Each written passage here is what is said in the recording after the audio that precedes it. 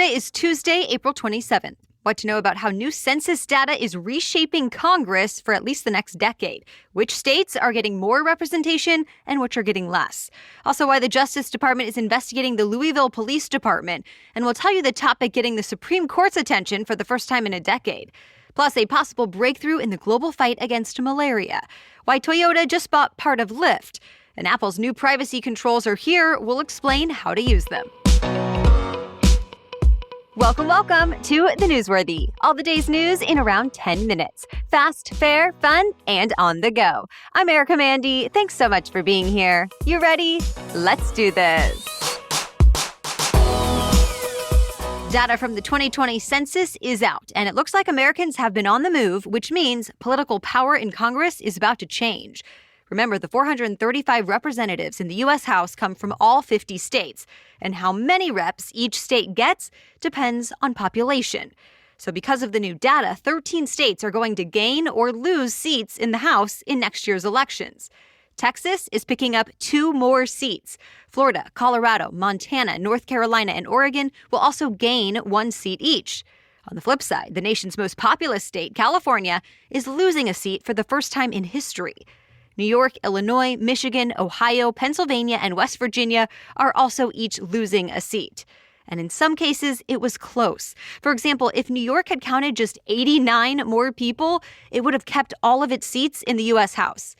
You might have noticed, too, most of the states gaining reps traditionally vote Republican, and most states losing seats traditionally vote Democratic. But analysts say that could change. It also depends on how the district lines are drawn, and it's up to each individual state to draw their own maps. Also, don't forget, this census information will impact where federal tax dollars end up as well. It's all based on the survey that goes out once every 10 years. Overall, it found the U.S. population grew at nearly 7.5%. That's the slowest rate since the 1930s. And now there are officially more than 331 million people living in the United States. For the second time in a week, the U.S. Justice Department started investigating a city's police force. This time, investigators are going to be looking into the police department in Louisville, Kentucky. It's in response to Breonna Taylor's death a little more than a year ago. Remember, 3 officers shot and killed her in her home while serving a so-called no-knock warrant. Her death sparked nationwide protests over the last year and various investigations already. Now the Justice Department wants to find out if there's a pattern of discrimination or excessive force within the ranks of Louisville's Metro PD. The DOJ will look into the kind of training officers get, the system in place to hold officers accountable, and more. Louisville city leaders say they support this investigation, and the police chief called it necessary, adding that, quote, police reform, quite honestly, is needed in near every agency across the country. This follows a similar announcement just last week. That's when the Justice Department started investigating the Minneapolis Police Department. That one came just one day after former officer Derek Chauvin was convicted of murdering George Floyd. For the first time in years, the Supreme Court has decided to hear a heated case over gun rights. The big overarching question here, can states stop law-abiding citizens from carrying guns outside their homes? This case specifically has to do with a century-old law in New York. It says people who want a permit to carry a gun in public, even concealed, need to be able to prove they need it for self-defense. New York's governor says it's all about making the state safer. But 2 men sued over it after they tried to get permits and got denied. In their suit, they say the state makes it virtually impossible for an ordinary, law-abiding citizen to get a license. And gun rights groups like the NRA say the right to carry a gun in public is, quote, perhaps the single most important unresolved Second Amendment question. So basically, Supreme Court justices have to decide if New York's law violates the Second Amendment or not. It's been more than a decade since the court issued a major opinion on gun control. The Supreme Court is set to hear this case when the next term starts up in October. California's Governor Gavin Newsom is now facing a recall election. This is a drastic turn for Newsom, since when he first became governor, he was elected by the largest margin in modern history, and that election just happened in 2018. But Republicans have been frustrated over Newsom's response to the COVID-19 pandemic, so they've been leading an effort to kick him out of office for more than a year now. And this week, California's top election official reported Republicans were able to get more than 1.5 million signatures in support of the recall, and that's enough to trigger a new election later this year. So far, an exact date has not been set, but reports say it'll likely happen in the fall. If voters say they want Newsom out, then on the same ballot, people will get to choose who they think should replace him, if anyone. Already, at least 3 Republicans have said they'll run up against Newsom. One of them is retired Olympian and reality TV star Caitlyn Jenner. Governor Newsom's campaign responded to this news by calling the recall movement a power grab by Republicans and a waste of money. The U.S. will soon start donating all the COVID-19 vaccines from AstraZeneca that it's been stockpiling. That vaccine is not authorized here in the U.S. yet, but it has been given the green light in more than 100 other countries.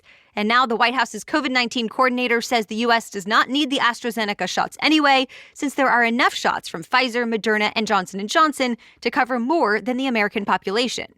The U.S. government already shared about 4 million AstraZeneca doses with Mexico and Canada last month. Now 60 million are expected to go out in the coming months. They just need to clear federal safety reviews first, and the U.S. needs to finalize exactly where they'll go. More news is still ahead, but first, a quick break to thank our sponsor. This episode of The Newsworthy is presented by America's leading beverage companies who are working together to reduce plastic waste in our environment. Not all plastic is the same. America's beverage companies are carefully designing 100% recyclable plastic bottles, including the caps. Their bottles are made to be remade. And they're investing in community recycling programs to help get more bottles back so they can be turned into material used to make new bottles. That completes the circle and reduces plastic waste. Please help get every bottle back. Learn more at everybottleback.org. Again, that's everybottleback.org. Now, back to the news. There's been a potential breakthrough in the global battle against malaria. Researchers at England's University of Oxford say they've developed a malaria vaccine that's 77% effective. The research team tested it on 450 babies and toddlers in Western Africa and found no serious side effects. Now the next step is a much larger trial. Scientists plan to vaccinate nearly 5,000 more children between 5 months and 3 years old. And this is a priority because malaria kills more than 400,000 people a year, mostly young children in sub-Saharan Africa. It's spread by mosquitoes. So far, more than 100 vaccines have been tested against the disease, and the Oxford vaccine is the first to show such a high efficacy rate. iPhone and iPad users can now tell apps to stop tracking their online activity. Apple rolled out its latest software update this week, and iOS 14.5 includes the app tracking transparency feature. That means apps now have to ask for permission to track you. If you decide to opt out, it means companies no longer see your personalized tracking number. In the past, companies have used this number to keep tabs on which sites you visit and show you customized ads. For example, if you were looking at baby clothes online, you could expect to see ads later for things like diapers and children's toys. Your data could also be sold to other companies. With the software update, you can either wait for individual apps to ask you or opt out of tracking entirely. To do that, go to the privacy settings on your phone and turn off the function called Allow Apps to Request to Track. Of course, if you prefer customized ads, you don't have to opt out. Apple says it wants its users to have the power to choose whether companies follow them on the internet or not. But critics like Facebook say the move will hurt small businesses that rely on that targeted online advertising to reach customers. Also of note from Apple, the tech giant plans to build a new $1 billion hub in Raleigh, North Carolina. It'll be the company's first East Coast campus, and Apple says it'll create at least 3,000 new jobs. It's all part of a larger U.S. investment. Apple now says it'll boost U.S. spending to $430 billion and add 20,000 jobs across the country over the next 5 years. The ride-sharing company Lyft is selling the part of its company that's all about self-driving cars, and Toyota is buying it. Lyft launched its self-driving division called Level 5 back in 2017. At the time, the company promised to develop a self-driving fleet of vehicles within 4 years. But the investment did not take off as quickly as Lyft had planned. Meanwhile, the tech has become more of a focus for Toyota. Toyota just created a separate division for it a few months ago, so Lyft's program will now add to that. Lyft will help in other ways, too, by collecting driving data, creating routes, and more. The Academy Awards set a new record on Sunday night, and it's not one the producers were hoping for. Fewer than 10 million people watched the award show, the lowest viewership ever by a lot. In fact, it was 58% lower than last year's record low. As CNBC reports, industry experts expected a drop this year largely because of the pandemic. With theaters closed and major projects delayed, viewers were likely less familiar with the movies up for awards. But the smaller audience follows a trend that actually started before COVID-19. The Oscars consistently attracted fewer viewers every year since 2014. The AP spoke with an analyst who said it has not helped that the Academy nominates movies critics may love, but that aren't always the fan favorites. And that's it for the main news today, but now it's time for Trivia Tuesday, when we ask a different trivia question every week. But first, thanks to our sponsor, Stamps.com.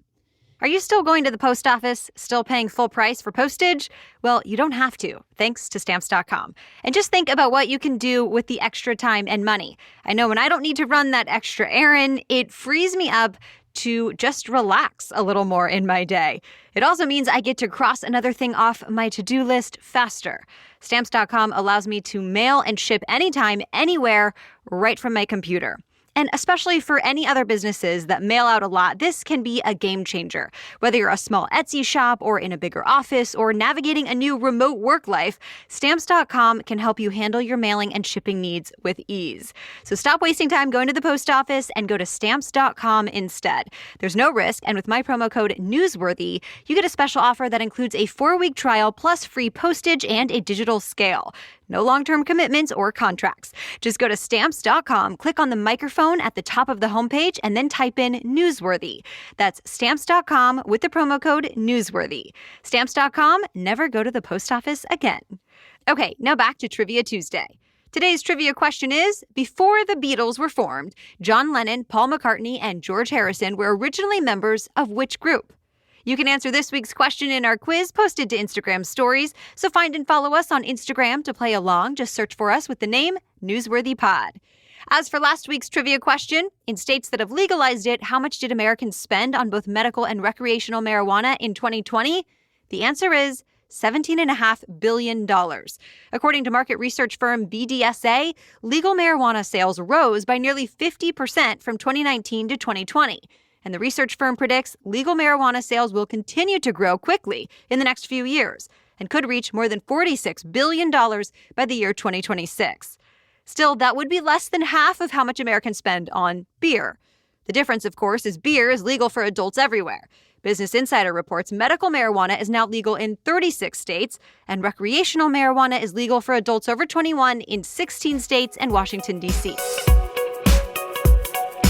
All right, a big thank you for tuning in today and trusting us here at The Newsworthy to get your news each day. As always, we'll be back with much more news to know tomorrow. Until then, have a great day.